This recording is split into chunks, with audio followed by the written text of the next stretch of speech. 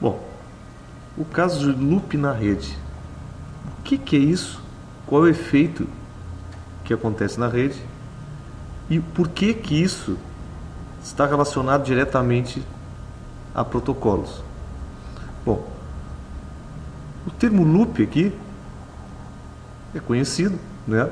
No nosso caso, loop na rede seria o caso de haver dois caminhos para chegar ao mesmo local. Exemplo: se nesse switch que está aqui, vamos colocar, por exemplo, que haja uma máquina conectada na porta 1, vamos chamar ela aqui de host 1, e outra máquina ligada na porta 12, vamos chamar ela aqui de host 2. Como essas máquinas se encontram? Cada uma delas aqui tem um endereço físico chamado MAC address. Vou chamar isso aqui de MAC 2. E este cara aqui também, a sua interface de rede, possui um endereço MAC. O endereço MAC, vou colocar aqui em cima, o endereço MAC, que vem a ser um endereço da camada de enlace, medium, access, control. Isto é uma subcamada. Olhando aqui as camadas do protocolo, o modelo de referencial OSI, né? Onde se tem a aplicação, transporte, rede, enlace e camada física. No modelo OSI tem mais duas camadas aqui, são as camadas de apresentação e sessão. Mais comumente usado esse modelo de 5 camadas. A camada de enlace aqui, portanto, ela possui duas subcamadas. A camada MAC, que é ligada diretamente ao meio físico, e a camada LC, que é a subcamada lógica, que vai fazer a parte de serviços com a camada de rede acima. Bom, vamos voltar para cá. O que é importante para nós sabermos aqui em relação a loop? O endereço MAC tem o seguinte formato. Vou pegar um exemplo aqui. 0A, são 48 bits, todos representados em hexadecimal. Então, portanto, poderia usar algo desse tipo aqui, separado por 2 pontos ou por traço. Isso aí vai depender do sistema operacional, do equipamento. C8. Então, eu tenho 3 campos que identificam o ID, ou a identificação do fabricante, e eu tenho 3 outros campos que identificam o número de série dessa placa. Isso tem a ver com o fabricante. Teoricamente, esse número deveria ser único. Então, esse número sendo único, não poderia ter em uma mesma rede local a repetição desses caras. Mas vamos voltar para cá. Sabemos agora então que o host 1 e o host 2 possuem um endereço físico similar a esse, distintos, cada um com o seu. Para esses caras se enxergarem na rede, eles vão usar o endereçamento IP.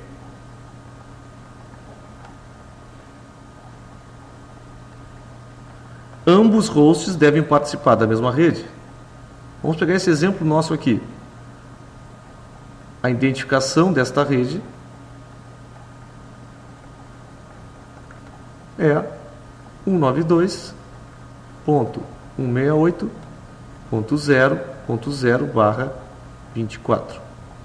24 primeiros 3 octetos aqui identificam a rede, e esse último octeto aqui vai ser a variação dos hosts. Então vamos imaginar que esse IP aqui do primeiro host seja 192.168.0.10. Este outro aqui, o IP 192.168.0.11. Muito bem. Este host 1 aqui faz um ping, ou seja, vai usar o protocolo ICMP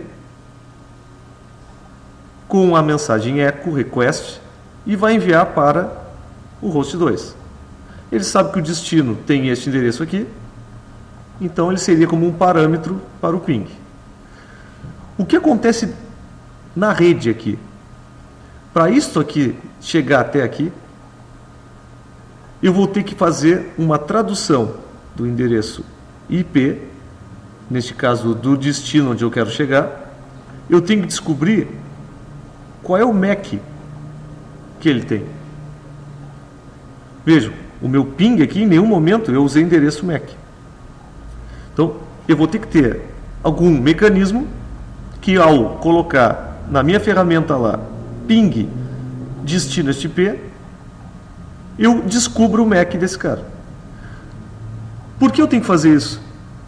Porque para mim trafegar numa rede Ethernet, que é comum hoje, a rede universal, rede local universal, a identificação das máquinas é feita pelo MAC, não pelo IP. As aplicações se acham pelo IP. Na rede, como é o caso da Ethernet aqui, que estão os hosts conectados diretamente, a identificação se dá por MAC. Entra neste esquema aqui o protocolo ARP. O que é o protocolo ARP? O ARP vem de Address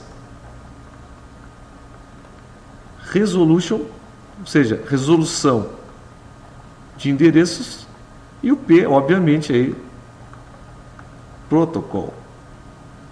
Basicamente, o que ele faz? As aplicações querem chegar num endereço IP.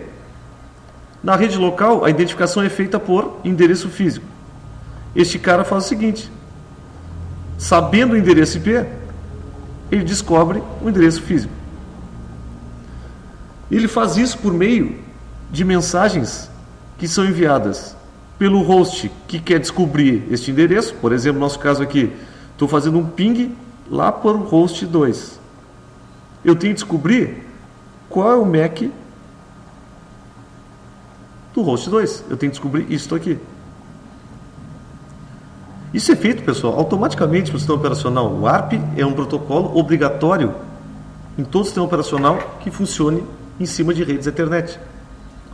Exemplo, ao fazer o ping aqui, antes de o pacote IP chegar até essa máquina, vai ser feito uma solicitação perguntando na rede quem é que tem o endereço IP, desculpe, quem é que tem o endereço MAC do IP que eu estou procurando aqui. Se essa máquina está ativa, se não há problema nenhum em cabo, conector, etc., o sistema operacional está funcionando corretamente, este cara vai responder na rede: o meu endereço MAC, que é este aqui, e vai mandar para este cara. Ao terminar esse processo, aí sim que o ping vai chegar até este cara aqui. Então é importante conhecer o seguinte: é uma hierarquia de endereços. Então eu tenho um endereço na parte da camada física, eu tenho só a diferenciação dos pacotes pela sinalização. Na camada de enlace, no caso de redes Ethernet, eu tenho endereço MAC. Na camada de rede, eu tenho IP. Na camada de transporte, eu tenho portas. E na camada de aplicação, pode haver identificação, por exemplo, se for um caso de uma aplicação que seja um chat, por exemplo, como o caso do IRC, eu vou ter um nickname que identifica cada um dos usuários. Então, a forma de endereçamento da camada de aplicação aqui é relacionada diretamente ao tipo de serviço que está se prestando aqui. Mas esta porta e o IP são universais. Essas camadas inferiores aqui, o tipo de endereçamento vai variar. Por exemplo, se eu estiver usando um link ponto a ponto, usando o protocolo PPP, a identificação vai se dar de outra forma. Só para dar um exemplo aqui que existem outros tipos de protocolos e padrões que fazem acesso ao meio físico. Mas voltando para cá, o que eu tenho agora? Eu tenho uma tradução do endereço IP para o físico, então eu consigo montar o meu quadro para ser enviado na rede. Muito bem, isso aqui é um processo normal, certo?